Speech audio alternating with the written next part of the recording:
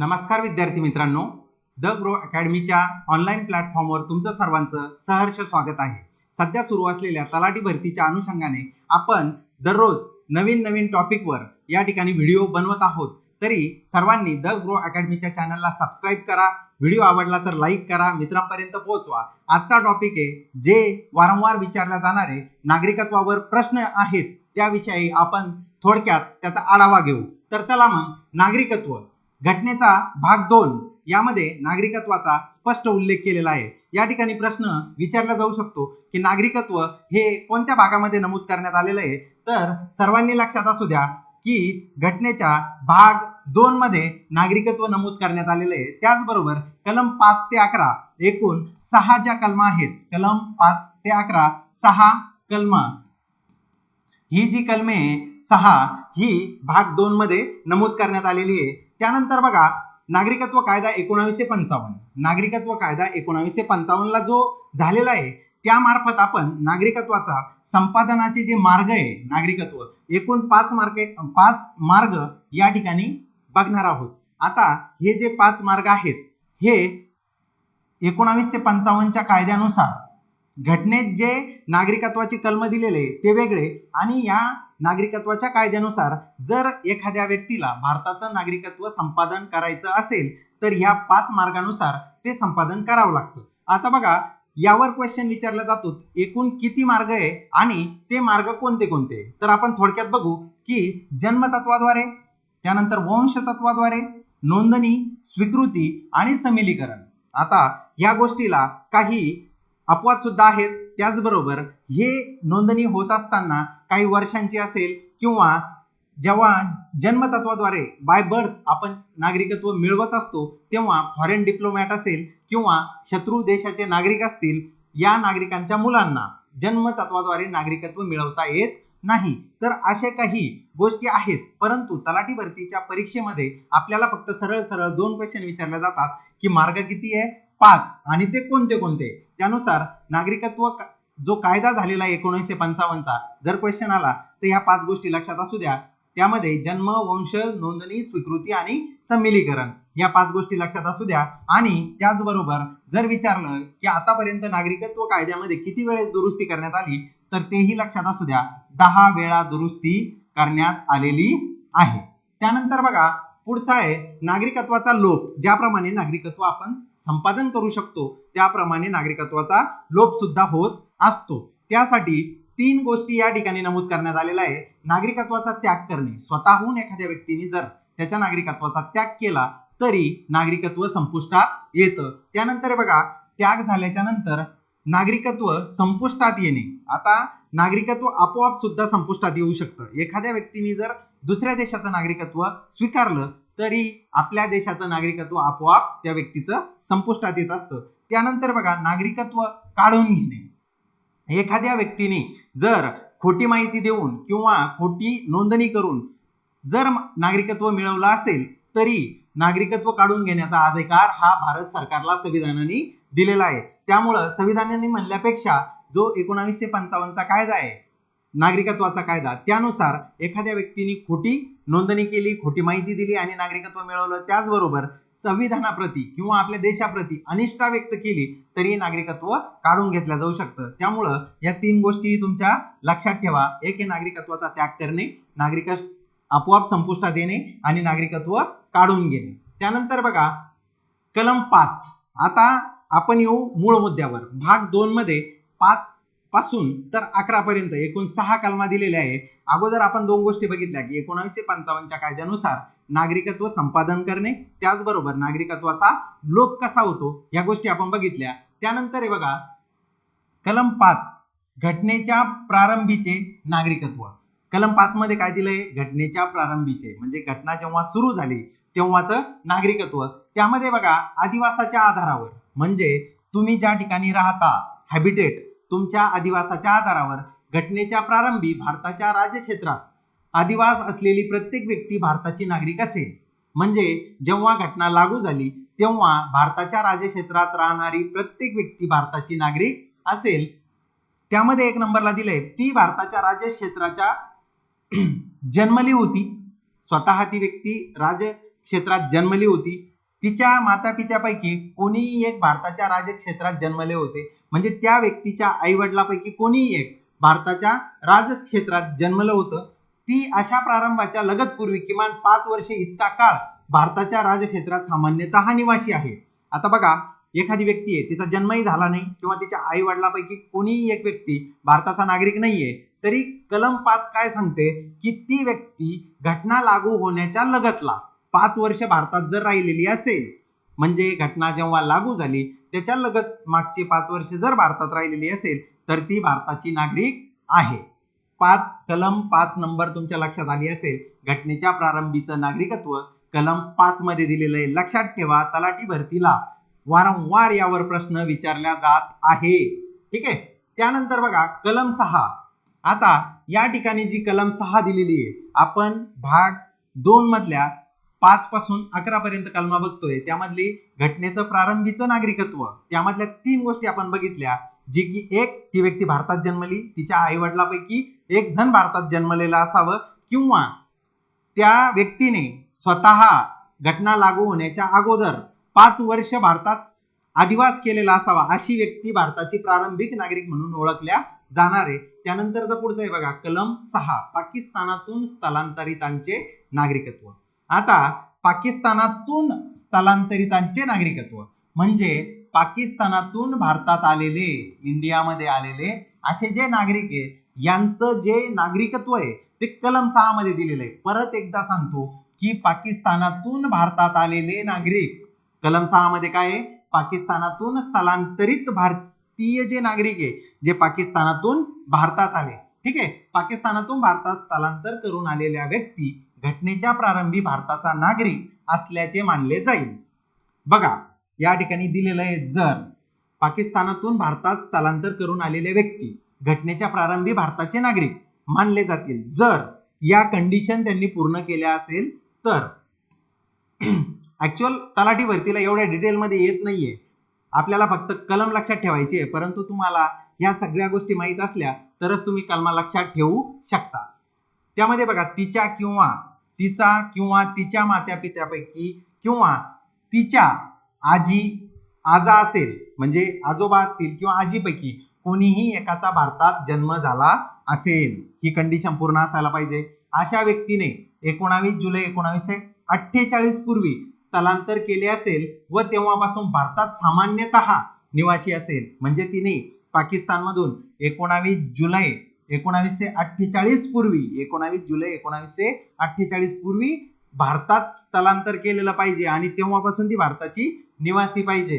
अशा व्यक्तीने 19 जुलै 1948 नंतर स्थलांतर केले असेल व घटनेच्या प्रारंभीपूर्वी सक्षम अधिकाऱ्याकडे अर्ज करून नागरिक म्हणून नोंदणी करून घेतली असल्यास मात्र असा अर्ज करण्यापूर्वी तो भारतात सलग 6 महिने निवासी असावा. या 3 कंडिशन पूर्ण झाल्याच्या नंतर पाकिस्तानातून जे नागरिक भारतात स्थलांतरित झालेले अशा नागरिकांना कलम 6 अंतर्गत काय होतं, नागरिकत्व प्राप्त होतं. तुमच्या दोन्ही कलमा लक्षात आल्या असतील, कलम 5 आणि कलम 6. कलम 5 मध्ये घटनेचं प्रारंभीचं नागरिकत्व दिलेलं आहे, कलम 6 मध्ये पाकिस्तानातून भारतात स्थलांतरित झालेल्या लोकांचं नागरिकत्व दिलेलं आहे. त्यानंतर बघा कलम 7, स्थलांतर करून पाकिस्तानात गेलेल्या व्यक्तीचे नागरिकत्व. जेव्हा एखादी व्यक्ती स्थलांतर करून पाकिस्तानात गेलेली आहे, म्हणजे आता ती व्यक्ती आपल्या भारत देशामध्ये, आता या भारत देशातून ती स्थलांतर करून पाकिस्तानात गेली, अशा व्यक्तीचं जे नागरिकत्व आहे ते कलम 7 मध्ये दिलंय. 5, 6 आणि 7 तुमच्या डोक्यात कायम फिक्स होणार आहे. त्यामुळं थोडंसं शेवटपर्यंत लेक्चर बघा, तुमचा नागरिकत्वावरचा एकही प्रश्न चुकणार नाही. आणि असेच तलाठी भरतीसाठी आणि सरळ सेवेसाठी उपयुक्त लेक्चर आपल्या YouTube चॅनलवर नेहमी अपलोड होत असतात, म्हणून त्याची नोटिफिकेशन तुम्हाला मिळावी म्हणून तुम्ही सबस्क्राईब करा आणि व्हिडिओला जास्तीत जास्त शेअर करा. कलम 7, स्थलांतर करून पाकिस्तानात गेलेल्या व्यक्तीचे नागरिकत्व. 1 मार्च 1947. आता जे पाकिस्तानातून भारतात आले होते ते 19 जुलै 1948 पूर्वीचे होते, परंतु जे भारतातून पाकिस्तानात जाणार आहे ते 1 मार्च 1947 नंतर पाकिस्तानात स्थलांतर करून गेलेला व्यक्ती भारताचा नागरिक असणार नाही। 1 मार्च 1947 नंतर पाकिस्तानात स्थलांतर करून गेलेला व्यक्ती भारताचा नागरिक असणार नाही। मात्र अशी व्यक्ती कायदेशीर परवान्याखाली पुन्हा स्थायिक होण्यासाठी किंवा कायमचे परत येण्यासाठी भारतात परतलेली असेल तर तिला भारताचे नागरिक मानले जाईल। असा व्यक्ती 19 जुलै 1948 नंतर भारतात स्थलांतर करून आला असल्याचे मानले जाईल। 19 जुलै 1948 नंतर भारतात स्थलांतर करून आला असल्याचे मानले जाणार आहे। आता बघा, कलम 5 मध्ये दिलंय की प्रारंभीचं नागरिकत्व, दुसऱ्यामध्ये दिलंय की पाकिस्तानातून भारतात स्थलांतरित झालेले लोक, 7 मध्ये दिलंय की भारतातून पाकिस्तानात जे लोक स्थलांतरित झालेले त्यांचं नागरिकत्व। सरळ सरळ प्रश्न विचारले जातात। 3 कलमा तर तुमच्या फिक्स झाल्या, 5, 6 आणि 7। त्यानंतर बघा पुढं कलम 8, मूळच्या भारतीय असलेल्या म्हणजे PIO, person of Indian origin, ठीक आहे, पण भारताबाहेर राहणाऱ्या व्यक्तीचे नागरिकत्व। मूळचे भारतीय परंतु भारताबाहेर जे लोक राहतात म्हणजे मूळचे भारतीय असलेले भारताबाहेर राहणारे लोक जे इंडियन ओरिजिन आहे अशा लोकांचं नागरिकत्व कलम 8 मध्ये दिलेलं आहे। लक्षात ठेवा, ते मूळचे भारतीय पण भारताच्या बाहेर राहतात। जी व्यक्ती किंवा जिच्या मातापित्यापैकी किंवा आजोबापैकी कोणीही एक भारतात जन्मले होते आणि जी भारताबाहेर कोणत्याही देशात सामान्यतः निवास करत आहे अशी कोणतीही व्यक्ती भारताची नागरिक असल्याचे मानले जाईल जर ती राहत असलेल्या देशातील भारताच्या राजनैतिक म्हणजे दौतिक झालंय पण नैतिक आहे, डिप्लोमॅटिक किंवा वाणिज्य विषयक कॉन्सुलर प्रतिनिधीकडे घटनेच्या प्रारंभीपूर्वी किंवा नंतर नागरिकत्वासाठी केलेल्या अर्जावरून जर अशा प्रतिनिधीने तिचे भारताचे नागरिक म्हणून नोंदणी केली असेल। आता बघा, या सगळ्या गोष्टी लक्षात जरी नाही ठेवल्या तरी एक लक्षात ठेवा की कलम 8 काय सांगते, मूळच्या भारतीय असलेल्या पण भारताबाहेर राहणाऱ्या व्यक्तीचे नागरिकत्व कशात दिलेलं आहे, मूळचे भारतीय परंतु भारताबाहेर राहणारे लोक ज्याला इंडियन ओरिजिन म्हणतो आपण, मग ते अमेरिकेत राहणारे असो, युरोपमध्ये राहणारे असो, ऑस्ट्रेलियामध्ये असो की जपानमध्ये असो, अशा लोकांना जे नागरिकत्वाची जी नमूद केलेलं आहे ते कलम 8 मध्ये केलेलं आहे, ठीक आहे। त्यानंतर बघा कलम 9, कोणत्याही व्यक्तीने कोणत्याही परकीय देशाचे नागरिकत्व स्वेच्छेने संपादित केले असेल किंवा संपादले असेल तर ती व्यक्ती भारताची नागरिक असणार नाही। तुम्हाला सांगतो, नागरिकत्व लोप होण्याची 1955च्या कायद्यामध्ये एक तरतूद होती की बा या गोष्टीमुळे नागरिकत्व काढून घेतलं जाऊ शकतं किंवा नागरिकत्व संपुष्टात येऊ शकतं। तर कलम 9 सुद्धा तसंच काहीतरी सांगते की कोणतीही व्यक्ती कोणत्याही कारणास्तव परकीय देशाचे नागरिकत्व स्वेच्छेने जर तिने संपादन केले असेल तर ती व्यक्ती भारताची नागरिक असणार नाही। किंवा XYZ ह्या व्यक्तीने स्वेच्छेने कोणत्याही कारणास्तव जर एखाद्या दुसऱ्या देशाचं नागरिकत्व संपादन केलं असेल तर त्या व्यक्तीला भारतीय नागरिक समजलं जाणार नाही। कलम 9। आता बघा 8 मध्ये काय दिलंय आणि 9 मध्ये काय दिलंय, पहिल्या 3 कलमांचं कोऑर्डिनेशन आपण लावलं होतं। पहिल्या 3 कलमा परत एकदा रिवाइज करू, लक्ष द्या। हे बघा कलम 5, घटनेच्या प्रारंभीचं नागरिकत्व म्हणजे घटना सुरू झाली तेव्हाचं नागरिकत्व। त्यानंतर बघा पाकिस्तानातून भारतामध्ये स्थलांतरित झालेल्या लोकांचं नागरिकत्व। त्यानंतर कलम 7, स्थलांतर करून पाकिस्तानात गेलेल्या लोकांचं 1 मार्च 1947 नंतर, ठीक आहे। त्यानंतर हे बघा कलम 8, मूळच्या भारतीय असलेल्या पण भारताबाहेर राहणाऱ्या व्यक्तीचे नागरिकत्व, मूळच्या भारतीय असलेल्या पण भारताबाहेर राहणाऱ्या लोकांचं नागरिकत्व। आज कलम 9 काय सांगतं की कोणत्याही व्यक्तीने कोणत्याही परकीय देशाचं नागरिकत्व जर स्वेच्छेने स्वीकारलं असेल तर तो भारतीय नागरिक असणार नाही। त्यानंतर बघा कलम 10, भारताची नागरिक असलेली प्रत्येक व्यक्ती संसद जो कोणताही कायदा करील त्याच्या तरतुदींच्या अधीन राहून नागरिक म्हणून कायम राहील। ही इम्पॉर्टंट आहे। कलम 10 काय सांगतं, भारतात असलेली कोणतीही नागरिक म्हणजे भारताची कोणतीही नागरिक असलेली व्यक्ती जर संसद कोणताही कायदा केला नागरिकत्वासंबंधी, जसं 1955चा कायदा आणि त्यामध्ये जवळपास 10 वेळा दुरुस्त्या झाल्या, त्या कायद्याच्या अधीन राहून कायमस्वरूपी भारताची नागरिक म्हणून राहील। कलम 10 काय सांगती, की भारताची नागरिक असलेली कोणतीही व्यक्ती संसदेने केलेल्या कोणत्याही कायद्याच्या अधीन राहून कायमस्वरूपी भारतीय नागरिक राहणार आहे, कायम राहणार आहे. 10 लक्षात आलं असेल तुमच्या. त्यानंतर बघा 11 संसदेला नागरिकत्वाचे संपादन व समाप्ती किंवा नागरिकत्वाविषयी अन्य बाबी संबंधी कायद्याने तरतूद करण्याचा अधिकार आहे. हे बघा संसदेला कलम 11 सरळ सरळ सांगते की नागरिकत्व संपादन करण्यासंबंधी किंवा नागरिकत्वाचा लोप करण्यासंबंधी कोणताही कायदा करण्याचा संसदेला अधिकार आहे. हे कायदा करण्याचा अधिकार जो आहे तो कलम 11 मध्ये दिलेला आहे. त्यामध्ये बघा संपादन असेल किंवा समाप्ती असेल, नागरिकत्व विषयक अन्य सर्व बाबी, कोणतीही बाब नमूद करायची असेल किंवा काढून घ्यायची असेल त्या करण्याचा अधिकार हा संसदेला आहे, कायद्याने आहे. ठीक आहे. एकंदरीत जर विचार केला तर तलाठी भरतीला सरळ सरळ प्रश्न विचारले जातात. 2 गोष्टी आहे. एक भाग 2 मधील 6 कलमा 5, 6, 7, 8, 9, 10 आणि 11 एकूण 6 कलमा. त्याचबरोबर जर विचार केला तर 1955च्या कायद्यानुसार किती प्रकारे आपण नागरिकत्व संपादन करू शकतो ते 5 प्रकार आणि किती प्रकारे नागरिकत्व काढून घेतल्या जाऊ शकतं, त्याग करणे, संपुष्टात येणे किंवा नागरिकत्व काढून घेणे, या सगळ्या गोष्टी आपण या ठिकाणी बघितल्या आहे. एका मिनिटात आपण परत एकदा रिपीट करू जेणेकरून तुम्हाला कायम लक्षात येऊन जाईल. ठीक आहे. बघा या ठिकाणी दिलंय नागरिकत्व घटनेचा भाग 2 मध्ये कलम 5 ते 11 एकूण 6 कलमा. त्यानंतर नागरिकत्व कायदा 1955 अंतर्गत 5 गोष्टी आहे ज्यानुसार आपण बाय बर्थ असेल, बाय डिसेंट, बाय रजिस्ट्रेशन या 5 गोष्टीनुसार आपण नागरिकत्व संपादन करू शकतो. त्यानंतर नागरिकत्वाचा लोप, त्याग करणे, संपुष्टात येणे, काढून घेणे. त्यानंतर हे बघा घटनेच्या प्रारंभीचं नागरिकत्व कलम 5 मध्ये प्रारंभीचं नागरिकत्व दिलंय. त्यानंतर कलम 6 मध्ये पाकिस्तानातून भारतात आलेल्या लोकांसाठी. त्यानंतर 7 मध्ये भारतातून पाकिस्तानात गेलेले. 8 मध्ये जे लोक आहे जे PIO म्हणतो त्यांना आपण मूळच्या भारतीय असलेल्या परंतु भारताच्या बाहेर किंवा इतर देशांमध्ये राहणारे लोक जे इंडियन ओरिजिन आहेत, मूळचे भारतीय नागरिक आहेत, अशा लोकांसंबंधी कलम 8 मध्ये दिलंय.